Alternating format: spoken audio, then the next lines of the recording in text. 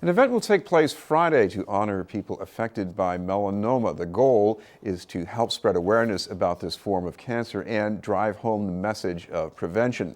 The Melanoma Foundation will also be honoring its allies, including the online marketing company Constant Contact and a member of the Boston City Council. Joining us are the Executive Director of the Melanoma Foundation of New England, Deb Girard, and one of the winners of this year's Shades of Hope Award, the District Councilor for Jamaica Plain and West Roxbury, Matt O'Malley. Thank you very much for being with us. Great to be with you guys. I want to start with Deb here to talk about the person for whom this award is named.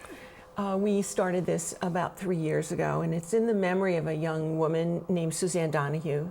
Suzanne was 40 years old when she lost her battle with melanoma, and she spent the time that she was in treatment and in terrible treatment and in and out of hospitals, always really looking for hope and looking to be helpful to other people at the same time. And she gave us such a great message of hope and go the extra mile and do the extra thing.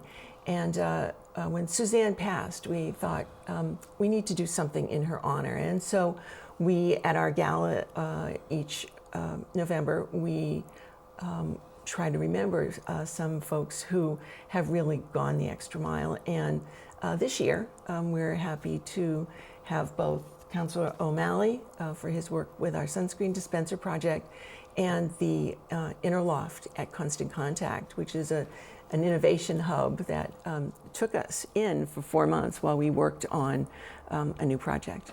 Councilor, talk about your idea with those dispensers, and maybe Deb can illustrate definitely. too by making sure we just in case you see this again, you know what it is. You'll know the color. Yeah. Well, late last winter, as we were battling the worst winter in Boston's history, I received an email from a then medical student, she is now a doctor, named Adrienne Levin, a dermatologist, who expressed interest in setting up a meeting. She knew that I currently chair the Committee on Environment and Parks and feel very strongly about growing and preserving our open space. So we had a terrific meeting in my office, and she talked about these sunscreen dispensers that she saw, I believe, in Hershey Park, Pennsylvania. Thought it would be a great idea to bring them to Boston Common.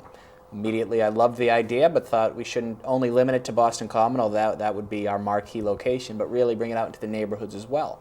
So we did a hearing order, and the response was utterly remarkable. Just phone calls from around the country of people wanting to explore it. Media covered it incredibly strongly, and Deb Girard called me the morning after I introduced the hearing order and said, we want to partner with you, we want to make this work. And it began a beautiful friendship, and you know, government can often move slowly and at a glacial pace, but we were able to get things turned around, and this summer we had a number of dispensers throughout the city. Deb, talk about the logic behind these, because yes, there are times we do need sunscreen, right? And there are times when we forget to wear our sunscreen.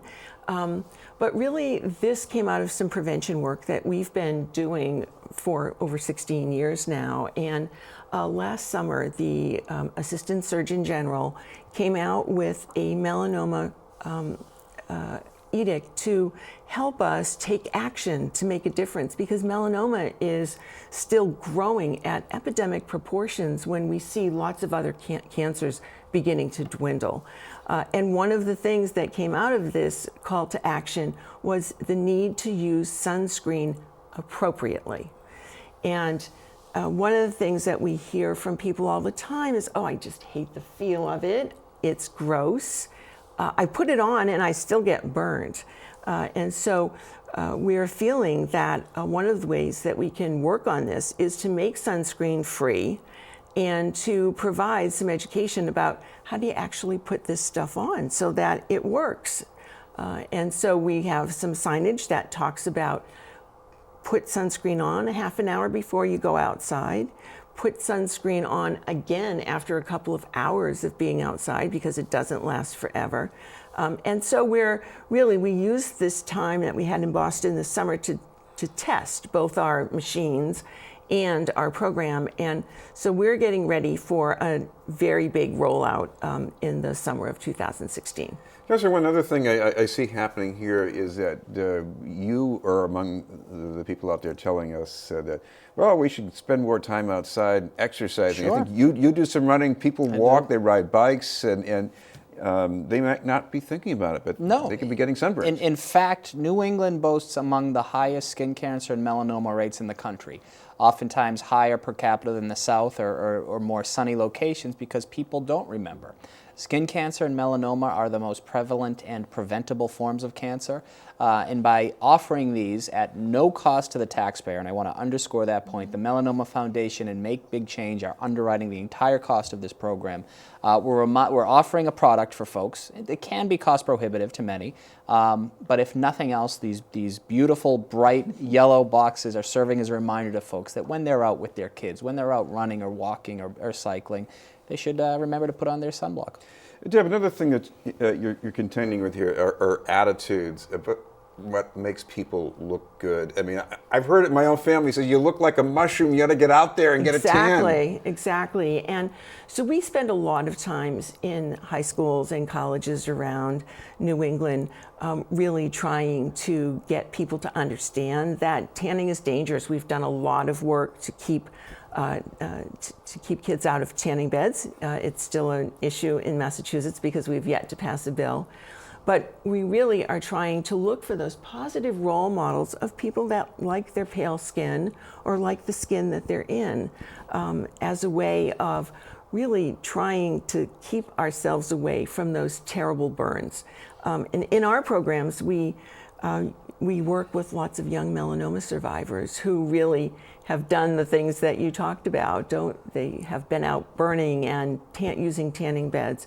And as a result, at a very young age, they're dealing with some very difficult issues. Councilor, I guess the other thing here is just the value of taking interest in something like this and connecting with people. You see that too? Oh, there's no question. Just anecdotally, we have in my district, they were at Jamaica Pond and Millennium Park, and there were certainly conversation pieces. People would use them. It would spark these discussions. Cancer has unfortunately touched every family in this city and beyond. And it's just another reminder of ways that we can be a little bit more healthful while taking advantage of the wonderful parks and playgrounds and neighborhoods the city has. And Deb, tell us a little bit about what you've got planned for Friday. Friday is our major fundraising event called the Shades of Hope Gala. It's our 16th year as an organization, and our event is at the Four Seasons Boston, and it will be a combination of auctions and program and really a wonderful, wonderful evening. And the major piece of work that we're going to do that night is to do a funded program for our sunscreen project for next year. And that it is through both these kind of efforts and some support from our major partner, the Boston Athletic Association, through the Boston Marathon, that we are able to bring these. Well, whether it's information about prevention or support groups, you've got a website too. With we do. It's www.mfne.org, and there's all sorts of information there about events and programs coming up. Right. Thank you both very much, Deb Girard and City Councilor Matt O'Malley. Thank you. We'll have more news in just a moment.